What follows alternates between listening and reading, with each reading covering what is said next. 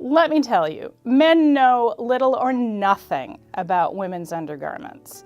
No matter how many years they've lived with a woman, they tend to honestly not pay attention to certainly what size she is. And when I've had them come into the store on a number of occasions, they couldn't even tell you if the woman wears a padded bra or not. And I'm not sure that it's because they don't care, but I don't think they're as critical as most women think that the men around them are. When it's time to make a purchase for your significant female other, I try to ask a couple of questions, and if they're not prepared for the answers, I send them home and say, come on back, and I'll save you the embarrassment of buying something way too big or way too small. And they tend to like that. The one thing that men really don't understand about women's undergarments is how much they cost. They're absolutely floored by that. And I have to explain to them, the average bra could be made of anywhere from 30 to 45 pieces that has to be stitched together precisely because there must be some consistency and fit.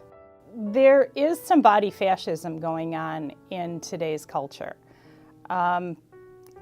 Although we're appreciating larger than typical normal size fashion models that we've been used to seeing for the last 25 years, there still is body fascism that's being actively practiced, I think. A big part of it is that a woman of size who's slightly larger than normal does have to really try harder to be a little bit more well-appointed than an average size woman. Is it fair? No, it's not. But it's all the more important for a woman who's slightly above an average size, which, believe it or not, today is size 14. We tend to think of average size being significantly smaller, like the average size mannequin in a department store window, but that's not true at all. But when a woman is above size 14, she needs to be more careful about how her hair is properly cut, coiffed, perhaps makeup tastefully done, not overdone, the fact that she's paid attention that her clothes fit without being too tight and showing off things that she probably wouldn't if she looked at herself in the mirror a little more critically. Even her nails need to be done. It's not fair, but it is a reality. The youth culture that generally shops at Victoria's Secret and sees it as the only go-to place for them has convinced the entire market and women of all ages that they all need to be in a seamless T-shirt bra every day of their life. But you don't wear T-shirts every day of your life.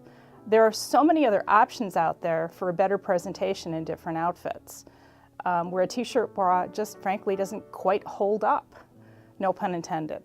The most frequent question anyone asks me about my work is why I would want to do this, why I would want to open a retail store in an e-commerce environment. And it's an obvious answer. In the world of lingerie, over half of the purchases made online are returned because you have to try it on. Most women understand that. We understand how hard it is to buy shoes online, how hard it is to buy blue jeans online, and it's pretty obvious it's pretty hard to buy a bra that fits quite so intimately because we're literally out front. It has to fit right.